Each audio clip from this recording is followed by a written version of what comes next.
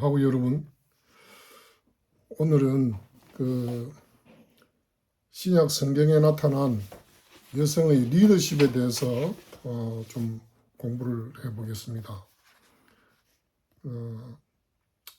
교회에서 여성의 역할이 어떠해야 되는지, 즉 여성이 어떠한 역할을 할 수 있고 또 어떤 역할을 가져야 하는지를 생각해 볼 수 있습니다. 크게 제가 두 가지로 생각해 보겠는데, 하나는 그 계층적 남성 권위 리더십, 남성과 여성이 모두 동등하게 교회에서 권위자의 입장에 설 수 있다고 보는 또 평등주의적 권위 리더십. 그러니까 첫 번째 계층적 남성 권위 리더십은 오직 남성만이 남성들을 포함하는 회중에 대한 권위적인 위치를 가질 수 있다고 보는 것입니다. 그래서 이 리더십을 hierarchical leadership 또는 male authoritative leadership이고 HL로 약자를 하고요. 그 다음에 그 평등주의적 권위 리더십을 egalitarian leadership이라고 해서 EL 이렇게 약자로 붙여서 생각해 볼 수 있겠습니다.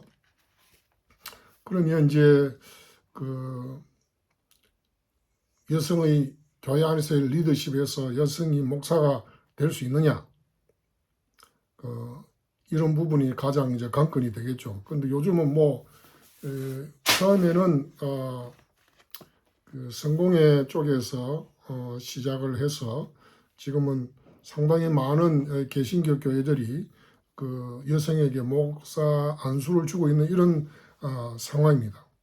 그런데 성경에 보면 오직 한 곳에서 목사라는 단어, 그것이 에베소 4장 11절에 나타나고 있죠. 그래서 교회 지도자들 가운데 그 목사 직분을 그러면 여성이 할 수 있느냐? 이 부분에서 이제 좀 남성들 위주의 그 HL, Hierarchical Leadership이라고 하는 Male Authoritative Leadership 쪽에서 그 문화적, 그러니까 그거는 그러니까 여성 평등주의적 리더십을 주장하는 사람들은 그 어떤 문화적 동향에 휩쓸려 가지고 성경에 충실해야 할 이러한 것들을 세속적인 유행으로 바꾸려 한다 하는 것이 이제 남성 중심적 리더십에서 이제 나오는 말이고, 또 남성 중심적 리더십을 반대하는 사람은 너무 그 자기 중심적이고 남자다움, 또 여성에 대한 편견, 이런 데 빠져 있는 좀 시대에 뒤떨어지고 미숙한 사고다, 이런 극단적인 말로 이제 반박을 하고 이렇게 되어 있습니다.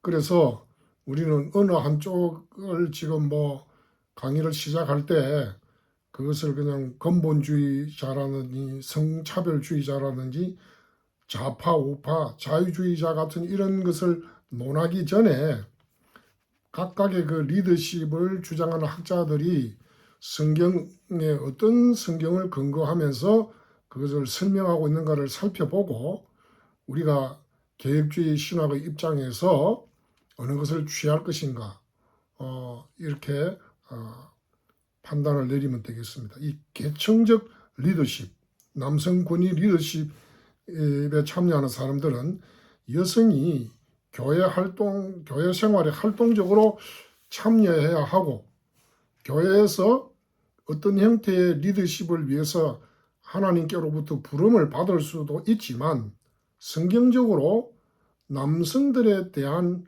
직접적인 권위를 행사할 권한이 없다, 이렇게 생각합니다.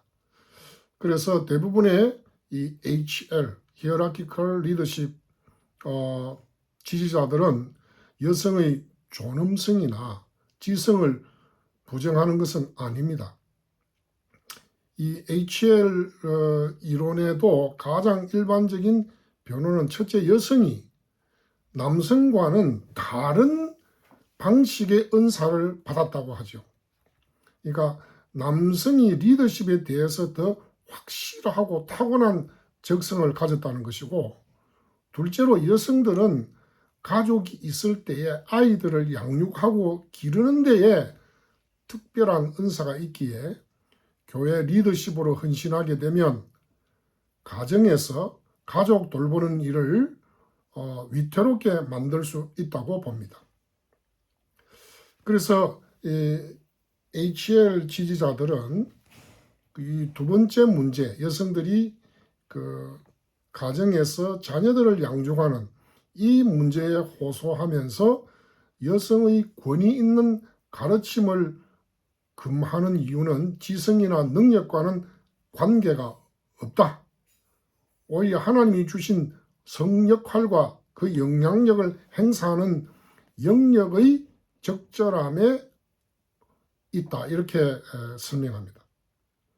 또 이 남성적 리더십, HL 지지자들이 이러한 주장을 뒷받침하기 위해서 핵심적인 성경 구절들 패턴이 방금 말한 그 두 가지를 중심으로 해서 이렇게 흘러가고 있습니다. 그러면 아담과 하와가 모두 하나님의 형상을 따라 창조되었음에도 불구하고 아담 첫 번째 남자가 창조되었는데 하나님께서는 아담에게 특별한 영광을 부여해 주셨습니다.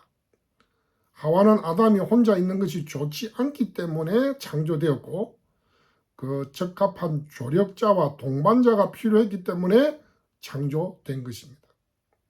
따라서 창조 질서는 여성을 남성과 관련하여 지지하는 기능을 하는 것으로 이야기합니다. 그리고 족장들과 이스라엘과 관련한 하나님의 언약 역사를 보면 모두 주요한 인물들이 남성들이었습니다. 잘 아시는 대로 아브라함, 모세, 요수아, 스무엘, 다윗, 솔로몬 등등이 그렇죠. 또 이스라엘의 제사장들은 남성만 가능했습니다. 창세기 1장 2장에 나오는 것도 그렇고 또 메시아 예수님도 남성이죠. 예수님은 마지막 아담으로서 구원 사역에 있어서 모든 인류를 대표했고 그는 모든 인류 구원의 핵심적인 지표, 더욱이 예수님이 훈련하고 사도로 파송하기 위해서 모았던 12 제자들 모두 남성이었습니다. 또 이제 그 HL을 리더십을 지지하는 사람들은 고린도전서 11장 2절로 16절에 그 모든 그 학자들이 머리 덮게 교회 질서 및 단정함에 대한 바울의 논의가 수수께끼 같고 현대 독자들은 이 가르침이 전하여준 고린도 교회와 바울 사이 관계의 역사 및 배경과는 무관하다는 사실을 알고 있습니다. 이 본문의 두 가지 요소는 성별과 권위에 대한 논의와 관련이 있습니다. 먼저 바울은 남자를 아내의 머리라고 지칭합니다. 케팔레라 그러죠. 여기에서 당면한 주제가 머리를 덮는 것이기 때문에 바울이 머리라는 단어를 가지고 여러 가지 방식, 특히 언어 유희로 사용한다는 점을 우리는 주목할 수 있습니다. 많은 학자들은 11장 3절에 나타나는 머리라는 단어만을 가져와 권위를 가리키는 데 사용합니다. 이 본문에서 중요한 두 번째 요소는 창조로부터의 논쟁입니다. 바울은 남자가 머리를 가리면 안 된다고 주장하죠.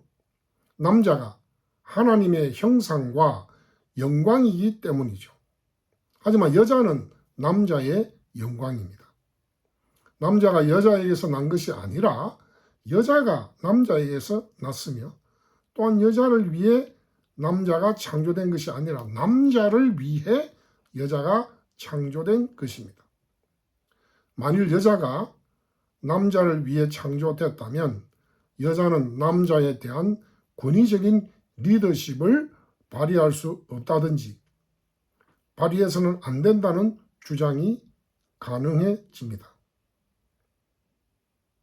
고린도 14장 34절로 36절에 보면 바울은 고린도 교회의 예배 질서에 관해서 말하면서 여성은 교회에서 잠잠해야 한다. 여성들은 말하는 것이 허락된 것이 아니니 종속되어야 한다라고 설명합니다. 존경할 만한 모든 학자들은 이것을 여자가 입을 열어서는 안 된다는 것이 아니라 어지럽혀서는 안 된다는 의미로 이해를 합니다. 그럼에도 불구하고 이 복종의 원칙은 여성이 교회에서 권위 있는 리더십의 역할을 해서는 안 된다는 것을 함의합니다. 왜냐하면 그게 모든 성도가 교회에서 함과 같이 이 말씀이 이제 뒷받침을 하고 있고요. 세 번째 이제 그 본문이 디모데전서 2장 11절로 15절에 나오는데 아마 그 여성 리더십에 관한 가장 확실하고 직접적인 명령은 디모데전서에서 온 것으로 봅니다. 바울은 이렇게 쓰고 있지요. 여성은 일체 순종함으로 조용히 배우십시오.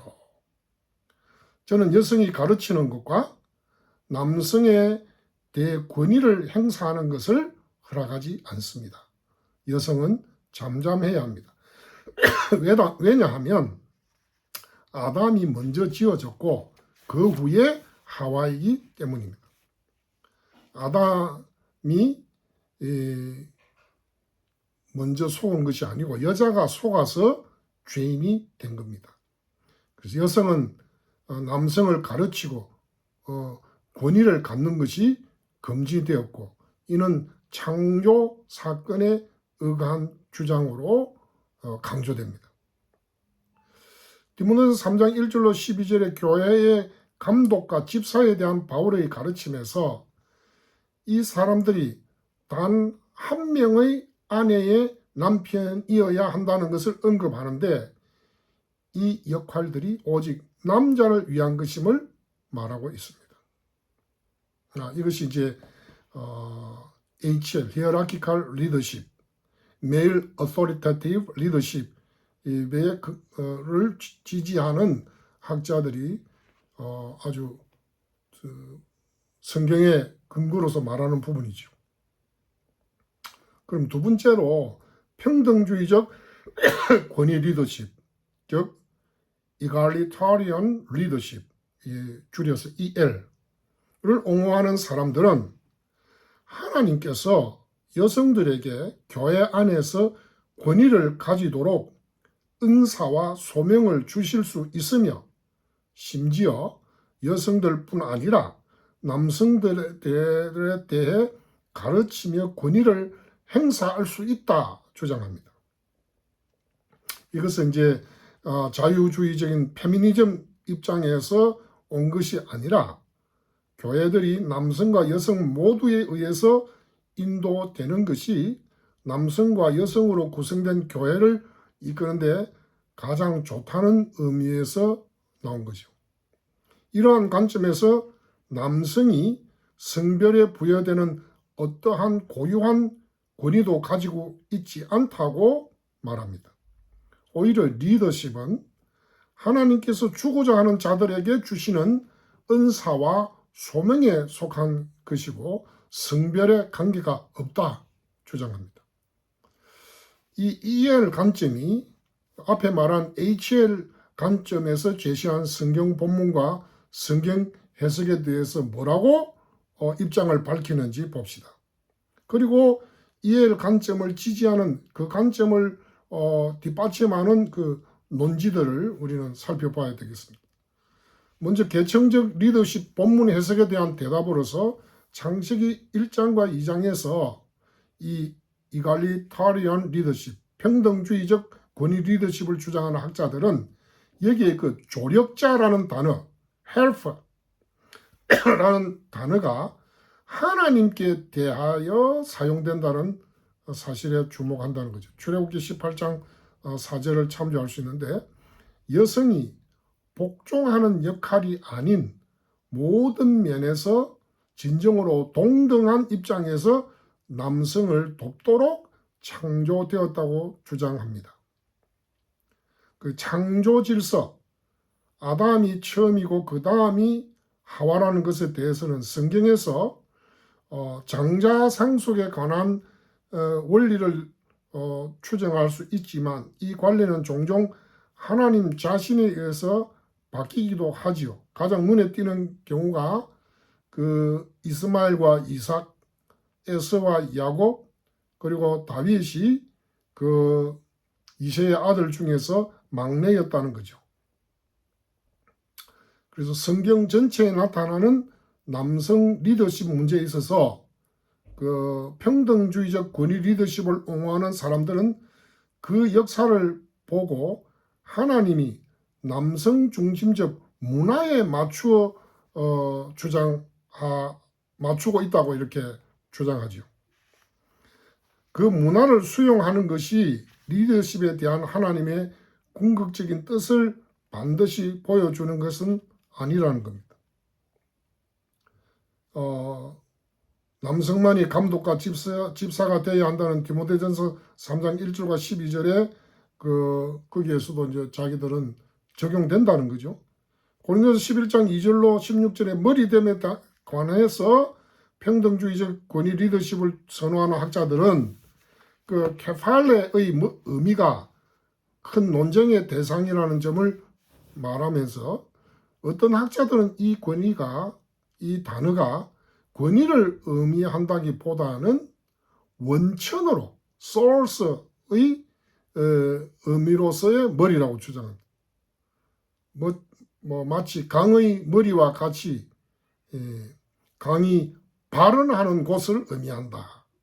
어떤 사람은 케팔레가 가진 가장 주요한 부분은 의미를 강조하면서 이를 권위가 아닌 대표의 의미로 그렇게 이해를 나갑니다. 나아가서 바울은 여자가 나중에 왔다는 것을 언급하면서도 결론에서는 상호주의적인 그 상호성을 말하고 있지 않습니까? 남자는 여자를 통해서 또 왔다는 말을 하죠.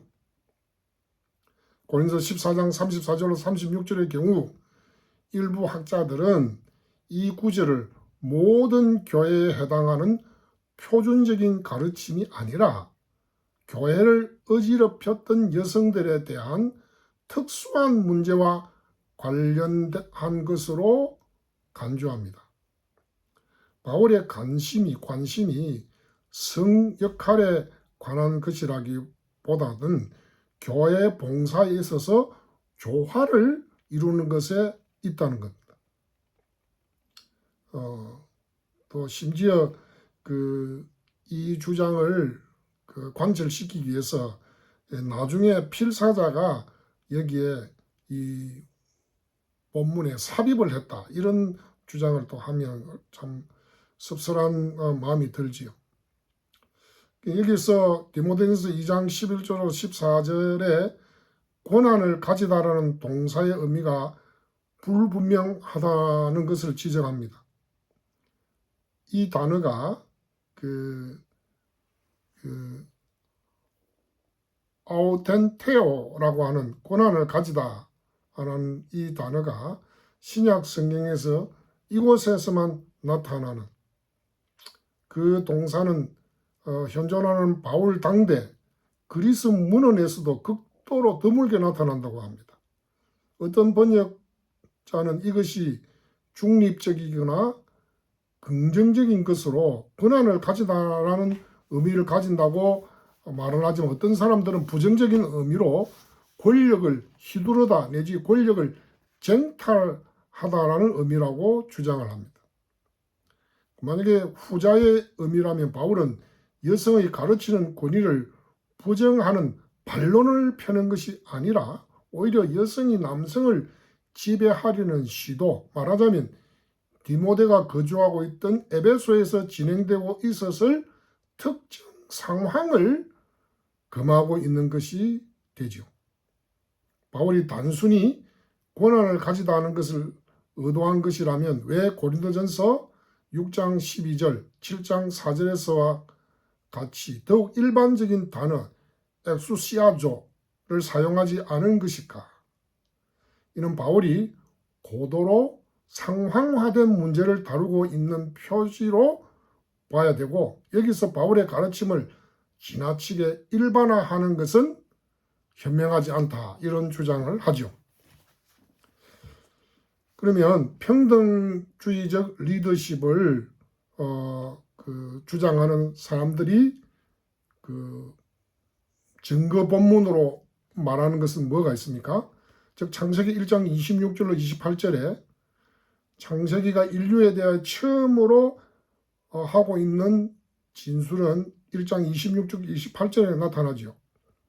여기에 따르면 인류는 하나님의 형상대로 만들어졌고 남성과 여성 모두는 피조물을 지배하도록 부름을 받았습니다. 여자는 남자를 섬기거나 심지어 돕기 위해 창조된 것이 아니라 두 사람 모두 에덴 동산의 관리자이며 하나님의 대표자로서 협력하며 일하기 위해 창조되었다. 그렇게 설명합니다. 또 이제 드보라와 훌다, 여러분 늘 여성 사역자, 목사를 주장하는 사람들도 이 본문을 쓰는 거 우리가 잘 알죠.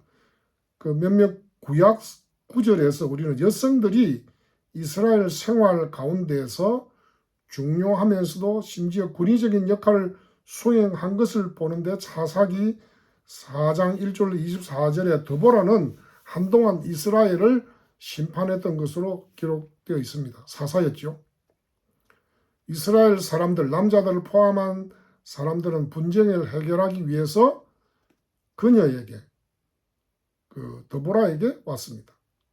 드보라는 대적 시스라를 물리치기 위해서 군대 장관 바락에게 자신에게 협조할 것을 요청했지요. 그래서 사사기에서 드보라는 유일한 여성 사사이고 아주 긍정적인 관점에서 길게 묘사된 사사였습니다. 다음으로 역대하 34장 22절로 39절에 따르면 요시야 왕은 훌다라고 불리는 여선지자에게 조언을 구하기 위해서 그 관리들을 보냈고 또 훌다의 예언적인 말에 따라 행동하기도 했습니다. 많은 남성 선지자들이 요시야 주변에서 활동했지만 그가 훌다를 선택하고 그녀의 조언을 신뢰했다는 겁니다. 또 이제 복음서의 여성들, 12제자가 모두 남성이었다는 것은 분명하지만 예수님을 따르는 폭넓은 무리들 중에 여성들도 포함되어 있었다는 사실을 누가복음 8장 1절로 3절에 예수님의 사역에 동행했을 뿐만 아니라 재정적으로 그 사역을 지원했다 하는 일을 설명하면서 몇몇 여성들의 이름이 나타납니다. 막달라 마리아, 또 그 8장 1절과 3절에 나오는 그 여성들의 몇몇 이름이 있지 않습니까? 좀 이따가 성경을 제가 찾아서 한번 읽어드리겠습니다. 어떤 학자들은 이 부활 증거 사명을 사도적 활동으로 이렇게 간주하면서 여성의 그 사역자로서의 그 성경적 합법성을 주장하고 있습니다. 잠깐 쉬다가 다시 하겠습니다.